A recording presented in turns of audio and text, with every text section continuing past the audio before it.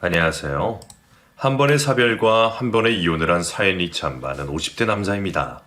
그리고 오늘 저는 치매 걸린 지 몇 년 되신 어머니를 요양원에 모시다 드리고 왔습니다. 치매 걸린 어머니를 요양원에 모시는 것은 어쩔 수 없는 선택이었음에도 불구하고 마음이 참 아픕니다. 어머니가 치매 판정을 받으셨을 때만 해도 어머니를 끝까지 제 손으로 모시겠다고 다짐을 했는데 어머니의 치매 증세가 심해지면 심해질수록 치매라는 병은 감히 제가 감당할 수 있는 병이 아니라는 것을 깨달았습니다. 저 참 불효자죠? 어머니를 끝까지 모시지 못하는 것도 모자라 한 번의 사별과 한 번의 이혼으로 어머니의 마음을 3번이나 아프게 했으니 이번 생에서 저는 어머니에게 아주 큰 죄를 지은 효자인 것 같습니다. 어머니가 가끔 기억이 돌아오실 때가 있었는데 어머니는 그럴 때마다 저에게 이런 말씀을 해주십니다. 아들아, 네 잘못이 아니다. 살다 보면 누구나 겪을 수 있는 일이야. 이 어미도 너한테 말 못했지만 그보다 더한 일도 겪으며 살았다. 절대 좌절하지 말고 은수를 위해서라도 열심히 살아라. 어머니는 그 와중에도 죄송해하는 저에게 너의 잘못이 아니라며 누구나 다 겪을 수 있는 일이라고 위로해 주셨습니다. 사실 제가 더 잘했더라면 이런 일이 일어나지 않았을까라는 죄책감도 들고 스스로를 자책하게 되더라고요. 여러분들이 제 이야기를 들어보시고 제가 선택한 일이 잘한 선택인지 아니면 제가 어머니를 위해서라도 참고 아량을 베풀어야 했던 것인지 판단을 좀 해주세요. 부탁드립니다. 저는 20살 후반에 3년 동안 연애를 했던 아내와 결혼을 했습니다. 아내와의 결혼 생활은 너무나도 달콤했습니다. 모든 게 비슷한 사람이기도 했고 양가 부모님들에게도 서로 최선을 다하며 행복한 가정을 꾸려나갔기에 더할 나위가 없었죠. 그리고 저희 둘 사이에는 토끼 같은 딸도 태어났습니다. 눈은 저를 닮았고 입은 엄마를 닮은 아주 예쁘고 사랑스러운 선물 같은 딸이었어요. 그런데 아이가 유치원을 다닐 때쯤 아내의 몸이 심상치 않음을 느꼈습니다. 여보, 나 몸이 좀 이상한 것 같아.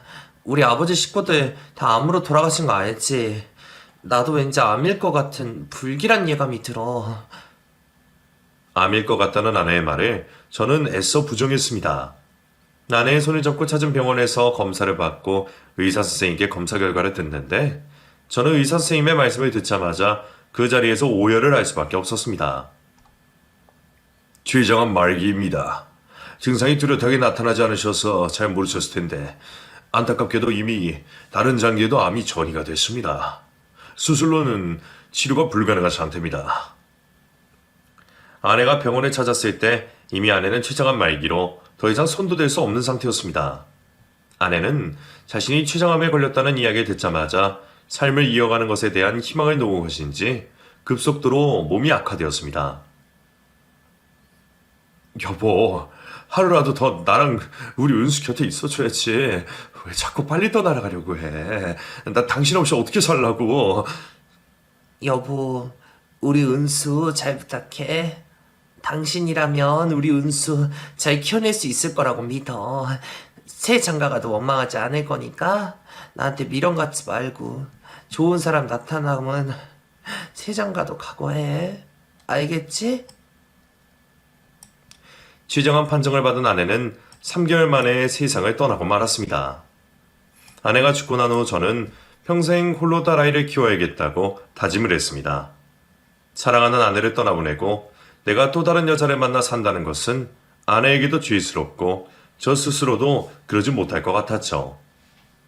아내가 죽고 3년 동안 저희 어머니도 저에게 새장가 이야기 같은 건 감히 꺼내지도 않았습니다.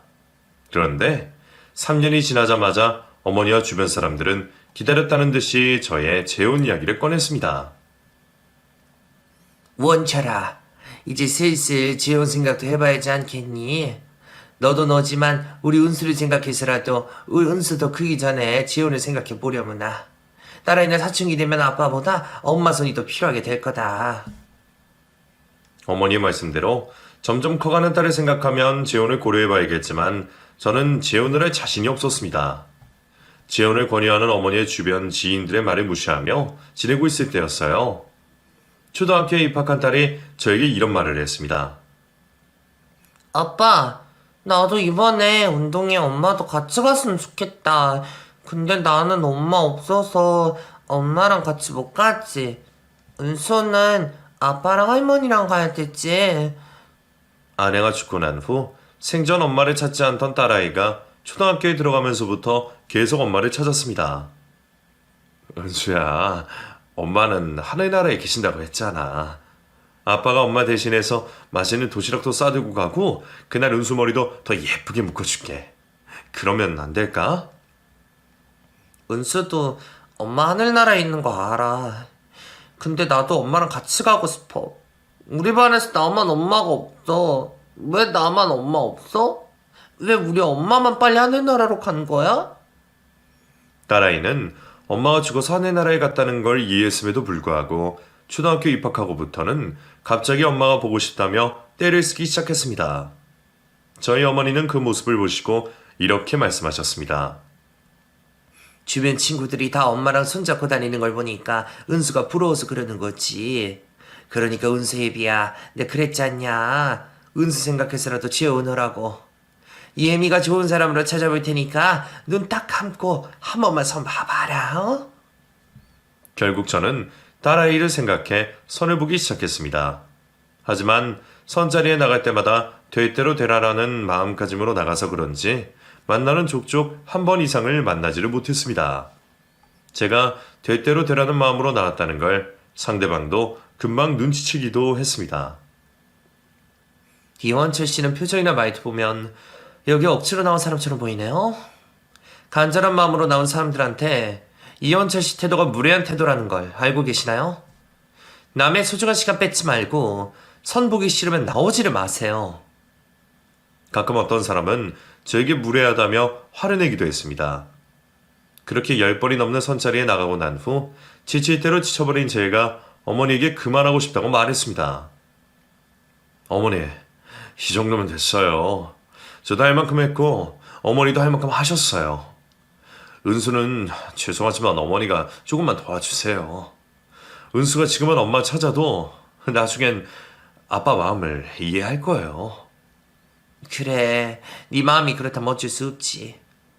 근데 원철아, 딱 한 번만, 마지막으로 딱 한 번만 더 나가봐라. 이 애미 마지막 부탁이다. 어머니의 간절한 부탁으로 저는 어머니가 추천해 주신 마지막 선자리에 나갔습니다. 마지막으로 저와 선을 보는 상대는 첫 인상부터 참 침울해 보이는 게 좋은 인상을 주는 사람은 아니었습니다. 안녕하세요. 저는 정태희라고 합니다. 축 처진 어깨에 자신감 없는 목소리, 그리고 불안한 시선 처리. 지금까지 봤던 사람들 중 가장 불안해 보이고 우울해 보이는 사람이었는데 이상하리만큼 저는 그 사람의 자꾸 마음이 끌렸습니다. 태희 씨, 다음 주 주말에 시간 되나요? 토요일에 같이 점심 먹을까요? 10번 넘는 선을 보면서 다음 약속을 잡은 사람은 마지막 선 상대가 유일했습니다. 그 후로도 몇 번 데이트를 더 했는데 상대방은 저를 만나면 만날수록 말수가 더 늘기는 했지만 웃는 모습을 보여주지 않았습니다. 그러다 제가 장미꽃 한 송이를 사서 데이트에 나갔던 날이 있었습니다. 태희 씨 오다가 보이길래 샀어요. 태희 씨, 좋아하는 꽃 있어요? 다음엔 그걸로 사다 드릴게요. 데이트 내내 단 한 번도 웃어 보이지 않던 상대방은 제가 건넨 장미꽃 한 송이를 받아들고 어둠을 다 물리칠 것만 같은 환한 미소를 보였습니다. 그리고 그때 저는 두 번째 운명의 상대를 찾은 것만 같은 느낌을 받았습니다. 그리고 저는 저의 그런 예감을 믿고 마지막 선자리에 나온 그분과 재혼을 했습니다. 제가 본 사람 중 가장 침울하고 우울하게 짝이 없던 사람이 바로 저희 두 번째 아내가 된 것이었죠. 재혼 후 아내는 제 딸아이에게 친엄마만큼이나 정말 잘해주었습니다. 제 앞에서만 그런 척하는 계모가 아니라 딸아이도 아내의 사랑을 진심으로 느낄 만큼 딸아이에게 잘해주었죠. 여보, 어떻게 보면 우리 은수 당신한테는 짐이라고 느껴질 수도 있는 아이인데 친딸처럼 마음 써주고 잘 챙겨줘서 고마워. 당신이나 우리 은수 가까워지지 못할까봐 걱정을 했었는데 괜한 걱정이었나봐. 당신한테 내 과거 이야기를 해도 될지 모르겠지만 첫 결혼해서 나는 남편이 바람난지도 모르고 아이를 너무 갖고 싶어 했어. 내 평생 소원이 내 아이를 낳아서 기르는 거였거든. 비록 은수는 내 배로 낳은 아이는 아니지만 당신 애니까 당신 애가 곧 내 애 아니겠어? 은수 친엄마한테 나는 참 감사할 뿐이야. 이런 예쁜 딸을 낳아주고 가셨으니까. 그래서 나는 은수 친엄마한테 감사한 마음으로 은수 잘 키워보려고. 아내의 그런 마음이 참 고마웠습니다. 그래서 저도 아내에게 더 잘했습니다. 전 저와 사별을 하고 난 후 저에게 두 번 다시 가정의 행복 같은 건 찾아오지 않을 거라고 생각을 했는데 두 번째 아내 덕분에 저는 다시 가정의 행복을 되찾을 수 있었습니다. 제가 재혼 후 생각보다 잘 살자 저희 어머니께서 이렇게 말씀하셨습니다. 몬철아, 네가 재혼해서 잘 사는 모습 보니 이 애미는 기분이 너무 좋다. 은수 엄마 죽고 네가 평생 슬픔을 감추고 혼자 살까봐 걱정을 했는데 직장을 찾아서 참 다행이야. 너희 식구들 잘 사는 모습만 봐도 엄마는 배가 부르니 이 어미는 신경 쓰지 말고 니처럼 은수한테 더 신경 쓰면서 살아라. 어머니는 제가 재혼을 해서 잘 먹고 잘 사는 모습만 봐도 배가 부르시다며 본인은 신경 쓰지 말라고 하셨습니다. 하지만 아들이 된 입장에서 어떻게 그럴 수가 있겠습니까? 재혼을 하고 가정을 꾸렸어도 어머니를 돌보는 게 아들이 된 도리라고 생각을 했습니다. 여보, 2주 뒤면 어머니 생신인데 어머니를 우리 집으로 초대할까? 아니면 좋은 한식당 예약해서 거기로 갈까? 당신 나랑 재혼하고 맞는 어머니 첫 생신이니까 집으로 초대하는 게 낫겠지? 어머니의 생신을 챙기자는 저의 말에 아내가 갑자기 정색을 하며 아무 말도 하지 않았습니다. 그리고 갑자기 딴청을 피우기 시작했죠. 여보, 내 말 안 들려? 다 들었으면 왜 갑자기 딴청이야? 집으로 모시기 힘들면 한식당 예약할까? 이렇게 말해서 미안한데 어머님은 당신 엄마잖아. 당신이 알아서 챙겨야지 그걸 나한테 물으면 어떡해. 어머니 일은 자식인 나보고 알아서 하라는 아내의 냉정한 말에 솔직히 엄청 당황했습니다. 사별한 전 저는 저희 어머니를 그 누구보다 잘 모셔줬기 때문에 아내의 모습이 더 당황스럽게 느껴졌죠. 그땐 아내의 반응이 너무 놀라서 더 이상 아무 말도 하지 않고 넘겼습니다. 그러다 다가온 명절에서 결국 아내와 저는 그 일로 다투게 되고 말았습니다. 여보, 우리 집은 제 사랑 차례 둘 다 지내는 거 알지? 어머니가 음식 준비해야 된다고 이번 설에는 하루 일찍 오라고 하시네. 그래도 괜찮지? 이 말을 하면서 겉으로는 아무렇지 않은 척했지만 속으로는 덜덜 떨면서 아내에게 물어보았습니다. 역시나 아내는 이번에도 정색이라는 정색은 다 하며 말했습니다. 차례는 차례고 나랑은 상관없는 일이니까 나는 당일 아침에 갈 거야. 어머님 왜 나보고 하루 일찍 오려고 하시는 거야? 필요하면 당신이 가서 하거나 아가씨가 하면 되잖아. 재수씨도 하루 일찍 가셔서 하는데 당신이 안 가면 뭐라고 하겠어? 힘들겠지만 명절에 봐야 1년에 2번밖에 없으니까 당신이 나 봐서라도 좀 참고해주면 안 될까? 저의 말에 아내는 들고 있던 넥타이를 저에게 집어던지며 말했습니다. 당신 봐서라도 못 참아. 솔직히 말해서 자식인 당신이랑 도련님이랑 아가씨가 해야지. 왜 며느리인 나랑 동서가 제사상을 차려야 돼? 그리고 나는 며느리랑 시어머니가 가까이 지내봤자 좋을 일 없다고 생각해. 고부관계 갈등 안 일으키려면 최대한 떨어져 지내는 게 좋아. 아내의 논리가 틀린 말은 아니지만 아내와 제가 가족이면 제 부모도 아내의 가족이고 아내의 부모도 제 가족이라고 생각을 했습니다. 그래서 저는 아내의 말에 기분이 나빠 아내에게 처음으로 화를 냈습니다. 내가 어려운 거 부탁하는 것도 아니고 1년에 2-3번 있는 명절이랑 제사만 챙겨달라고 하는 건데 그것도 힘들어? 그리고 우리 어머니가 대놓고 시집살이를 시키는 분이시면 몰라. 우리 어머니 며느리랑 딸 구분 두지 않고 모두에게 잘해주신다고.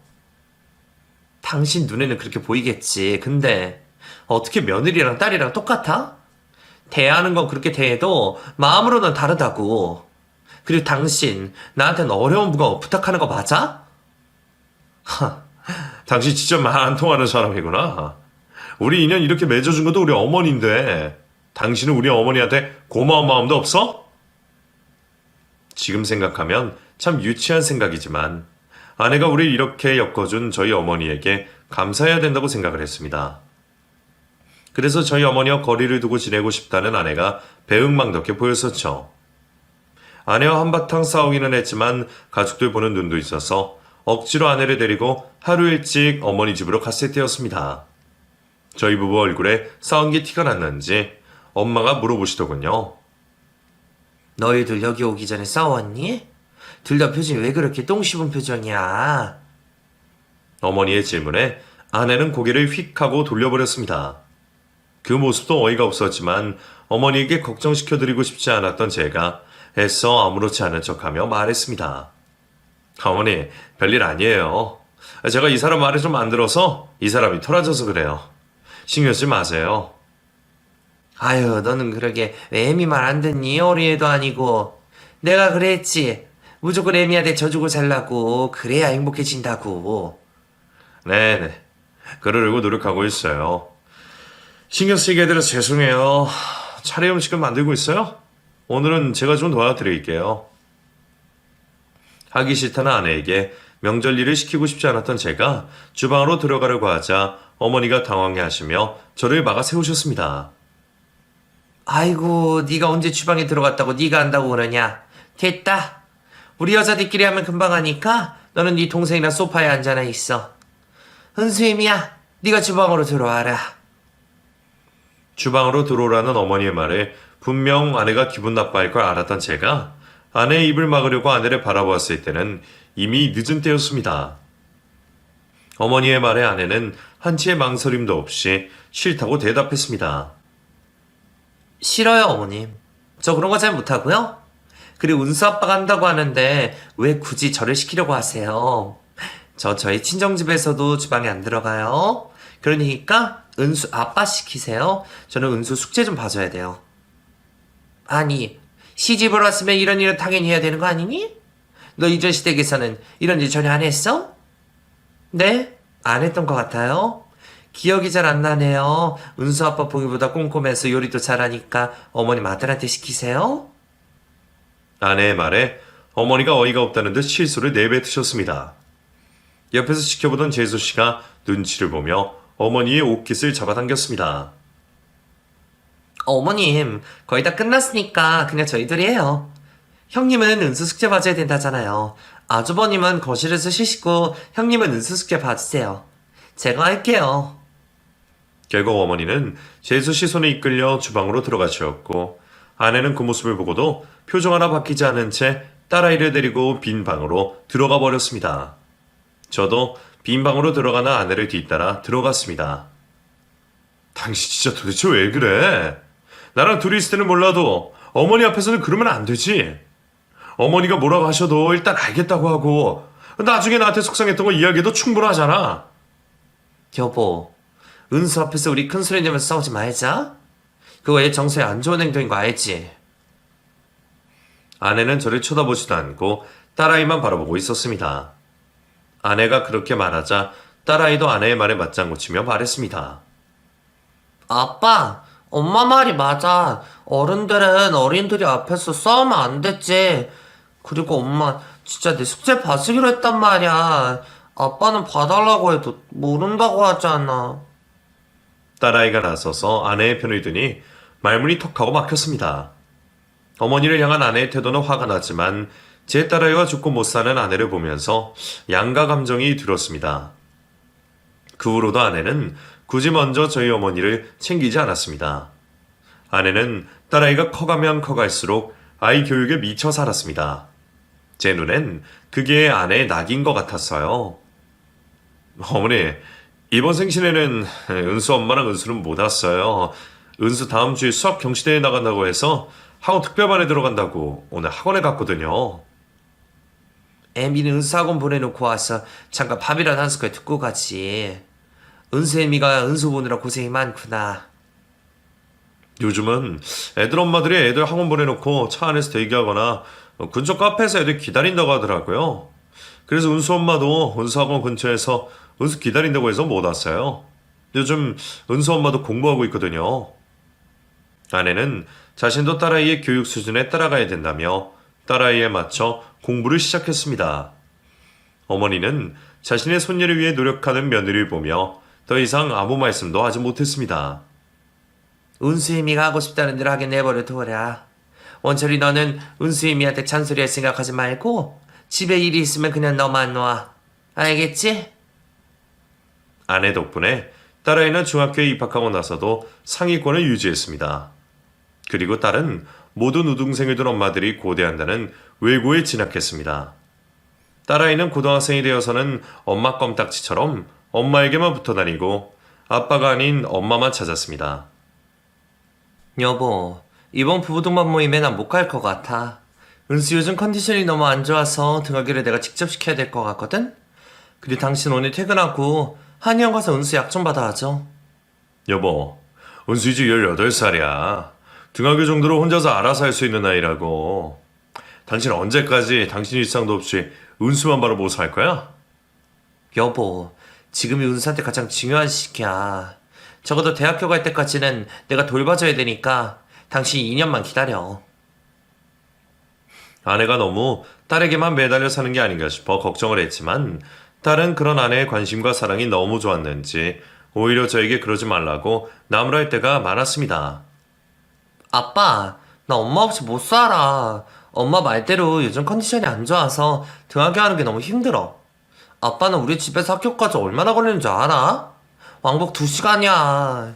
특히 요즘 같을 땐 등교하는 길에 진이 다 빠져서 학교 가면 공부에 집중이 안 된다니까. 그나마 엄마가 데려다줘서 다행이지.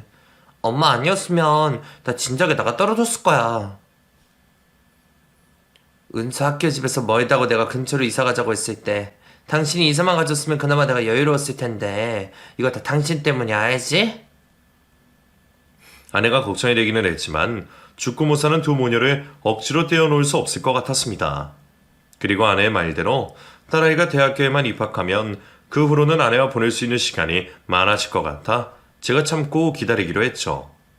딸아이가 고등학교 2학년이 되고 입시 준비로 아내와 딸아이 모두 한창 바쁠 때였습니다. 파출소에서 제 번호로 전화가 한 통 걸려왔습니다. 아는 자씨 아드님 맞으실까요? 여기 파출소인데요. 아는 자씨가 길을 잃어서 지금 여기에 계시거든요. 모시러 좀 와주시겠어요? 어머니가 길을 잃었다는 전화에 놀라 파출소로 달려가 보니 어머니가 맨발에 엉망진창이 된 모습으로 파출소 의자에 앉아 계셨습니다. 어머니, 이게 또 무슨 일이에요? 여기서 5분만 가면 어머니 집인데 길을 잃어버리셨다뇨? 저의 질문에 어머니는 초점 없는 공허한 눈빛으로 저를 바라보았습니다. 제가 상황 파악을 하지 못하자 경찰관 한 분이 저에게 다가왔습니다. 저희가 볼 때 어머니 지금 치매이신 것 같은데 아드님은 모르고 계셨나요?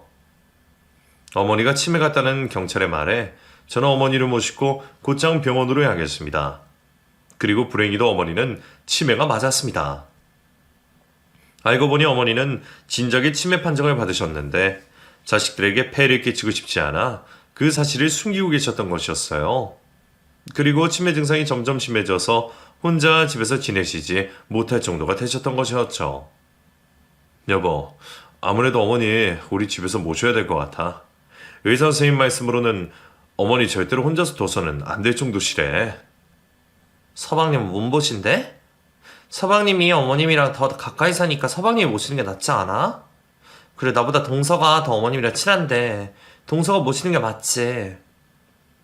큰아들이 있는데 어떻게 동생한테 어머니를 맡겨. 당신 힘들겠지만 내가 이렇게 부탁할게. 어머니 우리가 모시자. 모시다가 정 안 되겠다 싶으면 요양원도 생각해보자고. 어? 이번엔 제가 막무가내로 아내에게 몰아붙여서는 안 된다는 생각에 아내의 손을 잡고 애원했습니다. 그러나 아내는 그런 전화에 손을 뿌리치고 냉정하게 말했습니다. 절대 안 돼. 서방님도 못 모신다고 하면 그냥 요양원으로 보내. 마음은 아프겠지만 어머님도 이해해 주실 거야. 그게 자식들이 위한 일이라는 걸 어머님이 더 잘 아실 거라고. 내가 이렇게까지 부탁하는데 당신 정말 이럴 거야? 당신은 장모님이 치매에 걸리셔도 이렇게 냉정하게 말할 수 있어? 당연하지? 우리 엄마가 치매에 걸리셨어도 나 이렇게 했어. 당신은 은수 생각 안 해? 지금 은수한테 가장 중요한 시라고 내가 몇 번이나 말했잖아. 이 시기를 잘 보내야지 내년 고3 때도 텐션 유지하면서 수능 볼 수 있다고.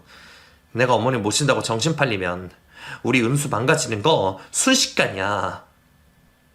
저에게도 딸아이의 대학 입시가 중요했지만 어머니의 치매만큼 중요하지 않았습니다.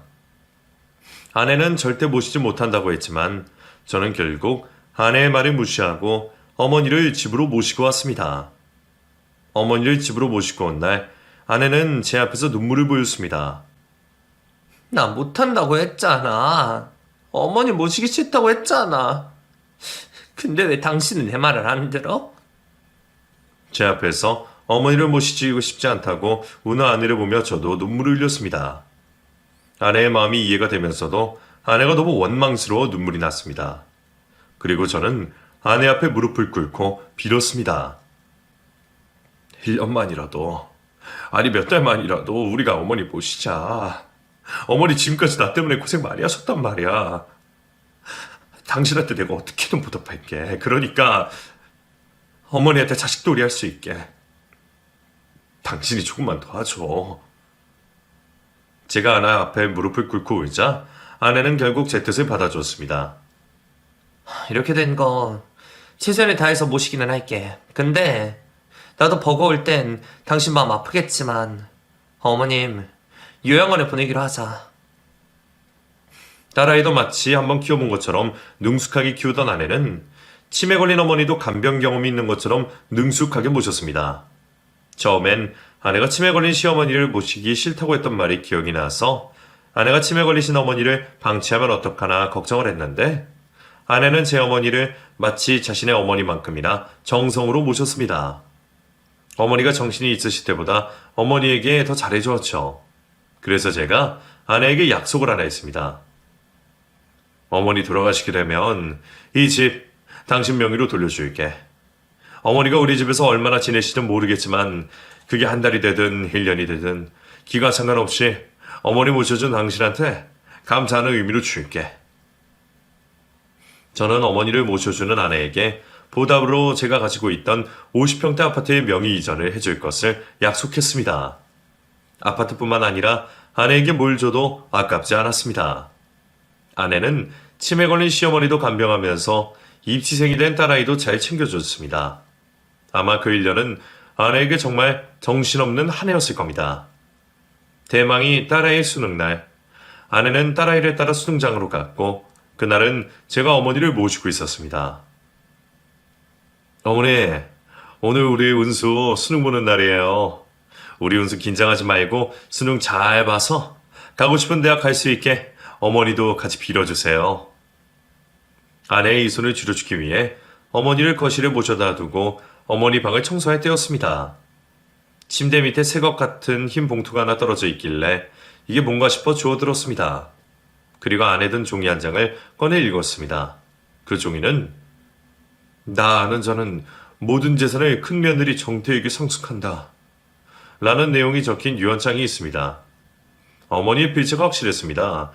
그리고 어머니가 종종 정신이 돌아오실 때가 있는데 그때 작성한 것 같아 보이는 유언장이었어요. 그 내용을 보면서 놀라기는 했지만 어머니에게 참 감사했습니다. 그래서 거실에 앉아 계시는 어머니에게 다가가 말했어요. 어머니도 은수 엄마한테 많이 고마우시죠? 어머니가 재산을 은수 엄마한테 다 준다고 해도 뭘 할 사람 아무도 없어요. 동생들이 혹시라도 뭐라고 하면 제가 어머니의 유언을 꼭 지킬 수 있도록 은수 엄마 지켜줄게요. 치매 걸려 정신이 없는 와중에도 아픈 본인을 모시는 며느리에게 감사해야 할 줄 아시는 어머니가 존경스러웠습니다. 그날 제가 어머니 침대 밑에서 발견한 유언장에 대한 이야기는 아내에게 꺼내지 않았습니다. 모른 척하고 있는 게 나을 것 같다는 생각이 들었죠. 그리고 몇 달 후 딸아이의 대학 발표 날이었습니다. 여보, 우리 은수 서울대 합격했대. 어쩜 좋아. 우리 딸 이제 서울대생 되는 거야. 아내는 딸아이의 대학 합격 발표 결과를 듣고 저를 껴안으며 엉엉 울었습니다. 저는 그날을 우리 세 식구가 가장 행복해했던 날로 기억합니다. 다음날 딸아이의 대학 합격을 축하해주는 파티를 열었습니다. 가족들끼리 외식을 하고 집으로 돌아와 케이크에 초도 붙였습니다. 영문도 모르고 기뻐하는 저희 식구들과 어머니도 아이처럼 기뻐해 주셨습니다. 그런데 혼자 소파에 앉아 계시던 어머니가 갑자기 제 딸아이를 부르셨습니다. 은수야, 이리 와봐. 이리 와서 할머니 옆에 와봐. 할머니, 할머니 정신 들어? 할머니 정신 든 거야? 어머니의 정신이 잠깐 돌아온 것 같아 저와 아내도 딸아이와 함께 어머니 곁으로 쫓아갔습니다. 우리 은수 서울대 합격했어? 할머니가 우리 은수 대학 합격 축하해줄 수 있어서 참 다행이다. 우리 강아지 고생했다. 앞으로 대학 가서도 열심히 해야 돼. 할머니 고마워. 할머니가 축하해줘서 나 너무 기뻐. 우리 할머니 기억 안 잃고 계속 나 기억해줬으면 좋겠는데. 근데 할머니 이거 다 엄마 덕분인 거 알지? 딸아이가 자신의 대학 합격 공을 아내에게 돌리자 갑자기 어머니가 표정을 굳히시며 아내를 뚫어져라 쳐다보았습니다. 어머님 다시 정신 잃으셨나 보다. 어머님 저랑 방에 들어가세요. 오늘 너무 무리하신 것 같아요. 오늘은 일찍 주무실까요? 아내가 어머니를 모시고 방으로 들어가려고 하자 어머니가 아내의 손을 뿌리쳤습니다. 원철아, 2년이나 정신 들 때마다 유언장 쓰라고 나를 얼마나 못 살게 그러는 줄 아냐? 내 방 뒤져보면 내가 2년한테 내 재산 다 남기고 죽겠다고 적은 유언장이 있을 게다. 그거 다 2년이 시켜서 쓴 거니까 절대로 믿어서는 안 된다. 어머님, 지금 무슨 소리를 하시는 거예요? 여보, 어머니 지금 다시 정신 잃으신 것 같으니까 어머니만 믿지 마. 나는 유언장 같은 게 있는지도 몰랐어. 유언장 안 쓰면 나 정신없을 때 갖다 버리겠다고 협박하지 않았니? 원철아 그뿐이 아니다. 이 못된 것이 내 재산 자기한테 다 안 주면 은수도 구박하고 집에서 내쫓아버릴 거라고 하더라. 이것이 다른 것도 아니고 은수를 가지고 나를 협박했어. 어머니의 말에 아내가 안절부절했습니다. 아내가 그렇게 당황해하는 모습은 생전 처음 봤습니다. 저와 딸이 어머니의 말에 충격을 받고 믿지 못하고 있자 어머니가 갑자기 방으로 들어가시더니 작은 수첩 하나를 들고 나오셨습니다. 여기에 다 적혀 있다. 내가 정신이 들 때마다 은수애미 몰래 적어둔 일기야. 은수애미가 나한테 한 짓을 여기에 다 기록해두었으니 네가 읽어봐라. 원철이 너는 이 애미 말을 무조건 믿어야 돼. 그래야지 은수가 살아. 어머니는 마지막까지 발악을 하시듯 소리쳤습니다. 자신이 기억을 잃기 전에 모든 것을 폭로하고자 하는 의지를 보이셨죠. 저는 어머니가 건넨 수첩을 건네받고 한 장씩 읽어보았습니다. 그리고 그곳에는 정말 믿고 싶지 않은 내용들이 가득했습니다. 당신, 이게 다 사실이야? 당신이 어머니한테 정말 이런 짓들을 했어? 저의 질문에 아내는 머릿속이 정리가 안 됐는지 한참을 어버버거리더니 결국 저에게 소리를 질렀습니다. 내가 어머님 딸이야? 내가 어머님 자식이냐고. 나 어머니랑 피 한 방울 안 섞인 남이야 남. 내가 어머님이랑 남인데 그럴 수도 있는 거 아니야? 치매 걸린 내 부모 모시는 것도 힘든데 치매 걸린 남의 부모 모시는 게 쉬운 줄 아냐고. 나도 힘들고 지쳐서 그랬어. 당신 지금 그걸 말이라고 해? 아무리 그래도 아픈 사람한테 그런 식으로 협박을 하면 안 되지. 어머니가 얼마나 무섭고 두려우셨겠어. 그리고 뭐? 은수를 내쫓을 거라고? 당신 은수 엄마 맞아? 딸 이야기가 나오자 갑자기 아내의 눈빛이 슬프게 변하는 게 느껴졌습니다. 그리고 딸 이야기 앞에서는 아내는 아무 말도 하지 못했었죠. 아내가 딸아이에게만큼은 진심인 걸 알았지만 저는 아내를 용서할 수 없었습니다. 나는 당신이 용서가 안 된다. 당신이 이런 짓을 저지른 그 이유도 난 납득이 안 돼. 당신은 나한테 신뢰를 잃었으니까 지금 당장 짐 싸서 여기서 나가. 아빠 안 돼. 엄마 쫓아내지 마 제발. 나 엄마 없이 못 사는 거 아빠도 잘 알잖아. 나 엄마 없으면 진짜 못 살아. 아내에게 집에서 나가라고 소리를 치자 딸아이가 아내를 막아섰습니다.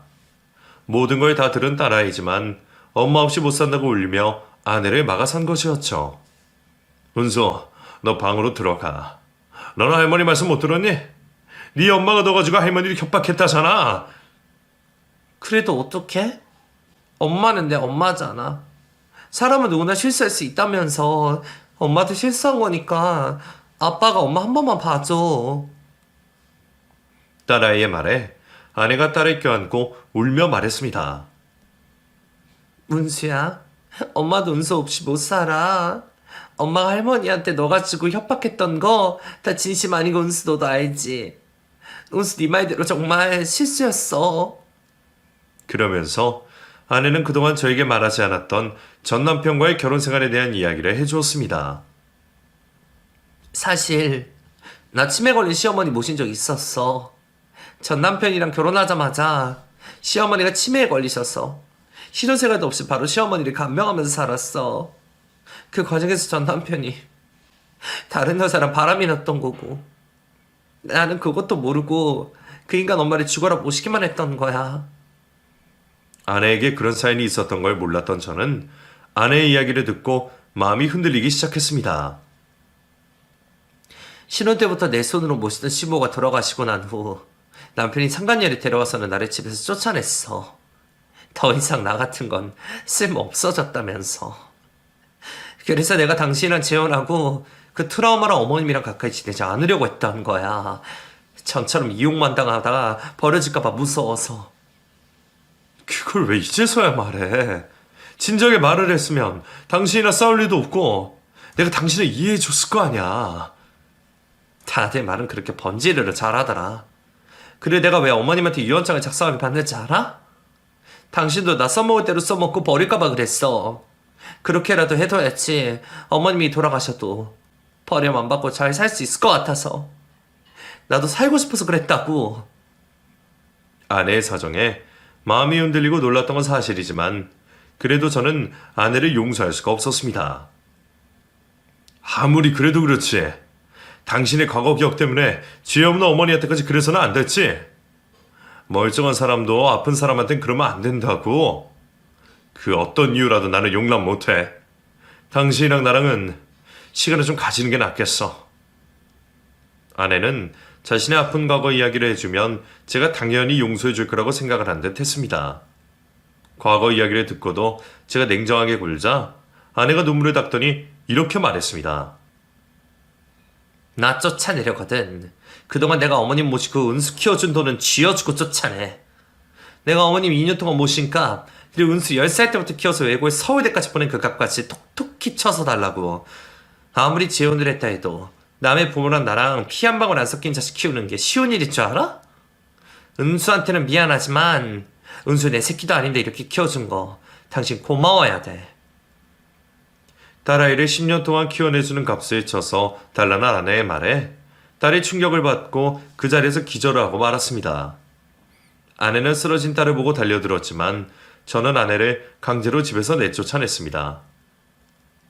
엄마 없이는 못 산다는 딸 앞에서 굳이 저런 소리를 해야 되나 싶었고 아내가 너무 원망스러웠습니다.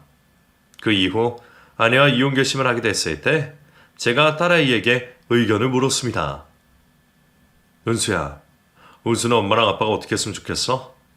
아빠가 엄마 용서하고 같이 살았으면 좋겠어? 아빠 맘대로 해. 말로 내 새끼라고 하면서 속으론 피 한 방울 안 섞인 남의 새끼라고 생각하는 엄마는 나도 싫어. 어떻게 자식을 돈으로 생각하는지. 엄마는 아마 나를 자기 보험으로 생각하고 있었을 거야. 맨날 나보고 판검사 돼서 자기 평생 먹여 살려달라고 했었거든. 딸아이가 허락해준다면 저는 아내와 이혼을 하고 싶었기 때문에 저는 딸아이의 의견을 듣고 난 후 아내에게 합의 이혼을 제안했습니다. 그동안 당신이 어머니 모시고 은수 키우느라 고생한 것은 제대로 쳐서 줄 테니까 조용히 합의 이혼으로 마무리하자. 얼마 줄 건데? 당신애가 만족 못하는 금액으로 주면 나 바로 이혼 소송 걸 거니까 그렇게 알아? 아내는 제가 권해준 위자료의 금액이 마음에 들지 않았는지 저에게 바로 이혼 소송을 걸었습니다. 아내에게 고마운 마음도 있었기 때문에 위자료를 챙겨준 건데 그게 모자라다며 이혼 소송을 거는 아내가 결심했던 저는 총력을 다해 아내에게 맞서 싸웠습니다. 그 결과 저는 아내와의 이혼 소송에서 이기게 됐습니다. 이혼 소송을 끝내고 난 후 딸아이가 저에게 문자 한 통을 보여주었습니다. 아내가 딸아이에게 보낸 문자였어요. 아휴, 은수야, 네 아빠한테 엄마 보고 돈 좀 보내주라고 해라. 네가 말하면 아빠도 어쩔 수 없이 들어줄 거야. 엄마가 너 서울대 보내준 거 너도 잊지 않았지. 그러니까 네가 엄마 좀 도와줘. 어쩌나 뻔뻔한 문자든지 그 문자를 보자마자 휴대폰을 박살내고 싶은 심정이었습니다. 제가 분노에 가득 찬 표정을 짓자 딸아이가 말했어요. 아빠, 걱정하지 마. 내가 이 문자 받자마자 엄마한테 전화 걸어서 꺼지라고 쌍욕 날려줬어. 난 아빠 편이니까 엄마한테 절대 돈 보내주지 마. 그 이후로도 아내는 저와 딸아이에게 계속해서 연락을 취했습니다. 돈이 필요하다면서 말이에요. 이혼 소송에 수임한 변호사 비용도 감당하기 어려웠던 아내는 결국 사채에 손을 댄 듯 했습니다. 이자가 점점 불어나면서 빚을 감당할 수 없게 되니 저에게 계속 집착을 했던 것 같아요. 아내의 인생이 나락을 치고 사채비기 때문에 고생을 하고 있다는 걸 알면서도 제가 모른 척을 하자 아내는 결국 식당 설거지 일을 시작한 듯 했습니다. 당신 때문에 나 팔절도 없는 짓 하면서 살고 있어. 당신 엄마 천국에 보내고 싶으면 당장 돈 보내. 한 사람 인생 망친 당신 엄마가 죽어서 천국에 갈 수 있을 것 같아? 나는 당신 엄마 죽어서 지옥 가라고 매일 밤마다 기도할 거야. 마지막까지 아내는 저희 가족들에게 저주를 퍼부었습니다. 그래도 저는 끝까지 아내를 무시했습니다. 역시 무시가 답이라고 제가 계속해서 대응하지 않고 무시를 했더니 아내는 언제부턴가 저와 딸에게 연락을 하지 않고 있습니다. 아내가 저희에게서 나가 떨어져서 다행인 줄로 알았는데 지금 딸아이를 보니 그렇지만은 않은 것 같습니다. 처음엔 괜찮아 보였던 딸아이가 지금 많이 힘들어하고 있습니다. 아무래도 엄마라는 존재의 기억이 친엄마보다 두 번째 엄마에 대한 기억이 더 많아서 그런 것 같습니다. 딸아이는 결국 대학교도 한 학기만 보내고 지금은 집에 콕 박혀 지내고 있습니다. 딸아이에게 왜 그런 거냐고 물어봐도 대답을 하지 않는데 아무래도 아내 때문인 것 같습니다. 딸아이는 엄마에 대한 그리움과 엄마에 대한 원망을 마음에 품고 그런 마음들과 싸우고 있는 듯 했습니다. 힘들어하는 딸아이를 보면서 제가 아내를 용서하고 끝까지 품고 갔어야 했나 싶은 생각도 듭니다. 여러분이 보실 땐 어떤가요? 제가 아내를 쫓아낸 것이 잘못된 선택이었을까요? 저는 제 선택에 후회하고 싶지 않지만 어머니 증세도 더 악화되시고 딸아이도 힘들어하니 이 모든 게 다 저 때문인 것 같아 괴롭고 힘듭니다.